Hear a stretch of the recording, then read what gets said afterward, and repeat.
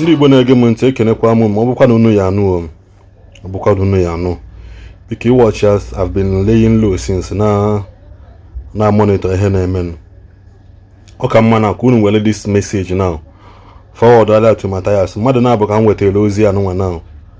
Mathias is gịnị ka ihe ndị ọcha na-akpọ is a waiting disaster. Okay, for this young man, Mathias is a waiting disaster waiting to happen. Onwe na anụ na tsunami na abịa na ndị ọcha si enye warning na eclipse of the sun na abịa bigo until ọ bịagide bịa ga-agafe. Mathias is a waiting disaster that is waiting to be happen. Ọ bụrụ na etem ihe n'oge now. Ọ bụrụ na gịnị mere na etem ya n'oge now. Onye ọma na-emetụrụ tata o nwere ike metụta ya echi. To every living soul, you ndị a Chineke nnabụla ọnụ, ndị ekwensu ya akpọ ọkụ, ndị akpị ya agbagbucha ha, ndị agwọ ya atụbusi n'aka na sọpọtụ Mathias Ezeaku ka o wee na-eme ihe anụnwa ọ na-eme. Let me tell you one thing na maro. You can never stop Christianity, not even in your family, not to talk of your community, where bazaar your village, where bazaar a fight to the whole of Igbo people, then where bazaar a fight to the whole of Nigeria. Ajụgo m ha akwụ ya mgbe sị na ọ bụrụ sọsọ ndị Igbo bụ nwe Christian n'ime, enwekwa Igbo Muslim. Why not take the fight to the whole Igbo niile? Why not take this fight? Every little thing Mathias will use it to mock Jesus Christ and Christianity. Unu na-agbu ya nkịtị. Onye ọ na-emetụrụ tata o nwere ike metụta ya echi. That young man is a disaster.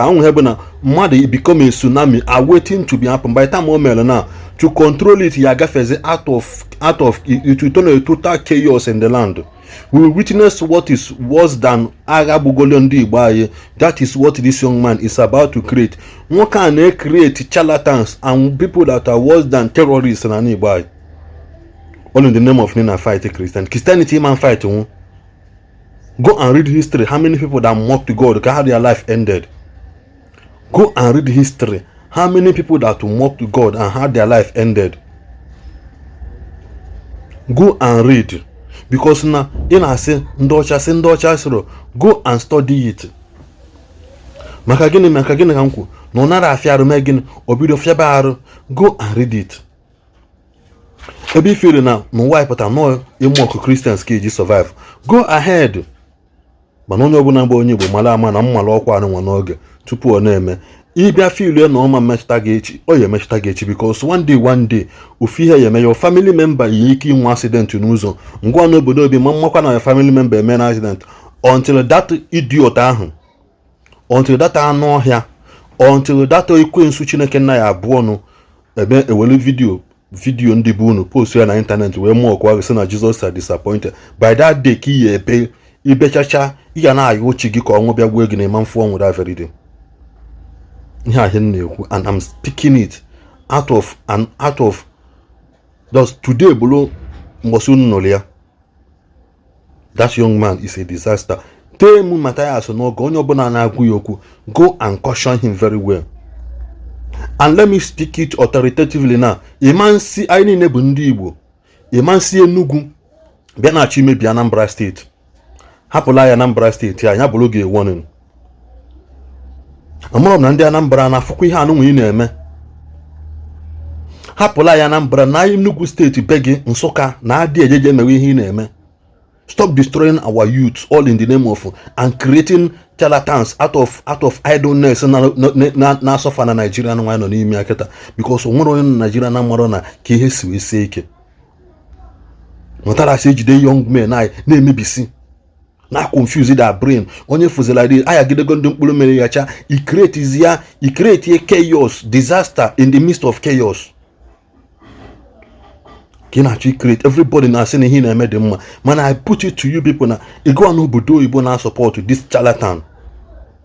You go n'obodo Igbo na support this man. One day ya no there full video nwanne gị nwere accident. Kamata is supposed to ya amoku Jesus Christ amok that day ki mana whether he's mocking the dead or he's mocking Christianity because a man bia now na post video ndo nwụrụ anwụ a man onye bụ onye. Those people apart from Gino Popo na million or ha chere na eje ụka nke ya bịa mee interview kịta tisi ya bịa mee interview na ijikwa ntị gị ihe eji ntị gị nụrụ mgbe ọ sị na ọ na-agafe wee wụọ fanta n'ime mmiri. What if na that young man, I put it to you today na ọ bụrụ na nwe ihe mee that young man mana Chukwu ekwe na Mathias ya asị no God this just are disappointed o ye post picture not knowing na the guy na enwede ebe ọkwụ akwụ n'osokwu na ahụ nọ ndị mmiri nwa na ndị mbụ na ndị egede ya.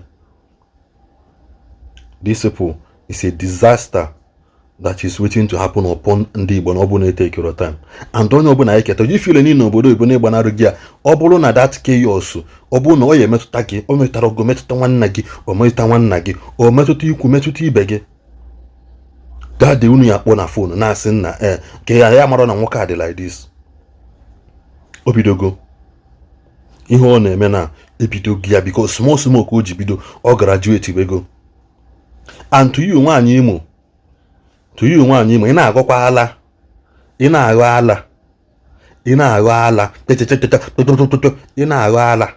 asị m gị gịnị ị na-aghọ ala ịghọsịala ahụ ị na-aghọ go and write a petition to ndị be ndị nwụrụ anwụ junior pope ha si asị ji ebute ozu ya na ihe n'akụkụ mmiri ka ekpenta gbagbuo ego da very day si ji ebute nwa n'akụkụ mmiri alụ na-apụdo unu. Are you people normal?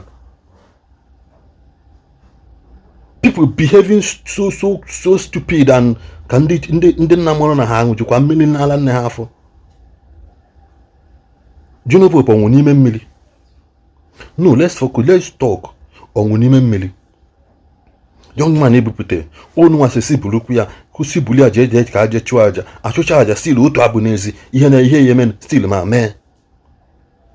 Unu si n'ụwa bụ physical everything but why must you go back and consult arụbina agụ? Why must you go back and consult shrine? Ebe unu si anyị ihe niile wụ physical, there's nothing like spiritual. Why must they took him back in order to honor the spirituality of it? Ọ bụ na asị unu buti unu ụka na unu asị na onwe ihe chọọchị na-eme kịta na unu jegoje try ya. Nobody is talking about that one na ejeje try ya kịta ị na-asị na-enye after 1 week jejeje disaster jeje community segi community asọ gị ikpe ntagbọgbukwa agụ dị ya ikpe ntagbọgbu egi dị ya si eyebulu ozu mmadụ jeje na n'akụkụ mmiri maka na ọnwụ n'ime mmiri. Nwoke ebupụtara mgbe ọ na-eku ume ebuli agaghachi ihe na he gave off the ghost around 9:30 p.m. n'abalị na hospital ke na sije na n'ime mmiri nọ na mmiri ka ọ na-enwe. Unu ama ncheki anything maka na asị na eme ihe mami wọta ndị mmiri onye ọbụla na-ezuzu ya ruo na ama njede chọọ aka ọlụ. Unu ama ndị chọọ aka maka gọọmenti hapụrụ unu na pollute waters all in the name of unu a na-eme ihe. Gọọmenti hapụrụ unu na pollute waters mana Christian team microphone kwuo okwu na-abawa the same ndị ọchụ na-akpalịsị nọ na ha deceive nne na nna unu. We are you people not the ancestors who na-ele ndị be anyị mgbe ahụ ndị na-elesi ndị ọcha ka ndị ọcha bịa nwụrụ ha by force. Then ndị ọcha we are scared of blacks because ha feel na anyị niile bụ monkey. They have not seen this kind of skin color before. So onye ọbụla ha nwutere ha care because our people became aggressive. Go and read about the history of Igbo Land nọ n'obodo Igbo, how they decide not to, they came together saying na tata bụ taa, enough is enough, na ha ekwero. They have to nwa change in a way gbaka aka ọnụ nwa n'ime mmiri sekata ma ha ejeje turn as slave n'obodo onye ọzọ. We are they kidnapped, onwe kidnap ha. Nne na nna unu ndị ochie ndị ọjọọ na n'ime nọ na bụkwa the same people le ha.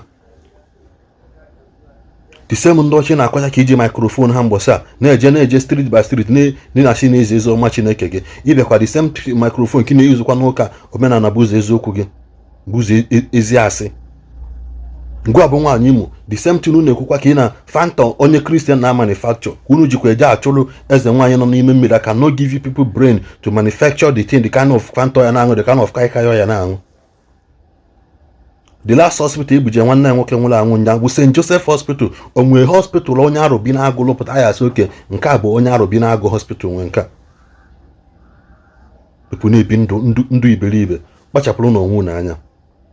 Kpachapụrụ n'onwe n'anya. Ọ bụ onye ma ihe ekwu, go and sell your phone, go back waba ogodo tap wap and wine. Anaghị na tapụ 150,000 years ago ka aka na tapụ. Mana ndị ọcha na-jewele nke ha na-emepụta so many things. Aka na tapụ nkwa aṅụcha a na-ezu ya ezuzu. Sọsọ inye poison 50 na 100 na kwuru pasita. eji awe rubbish na mmiri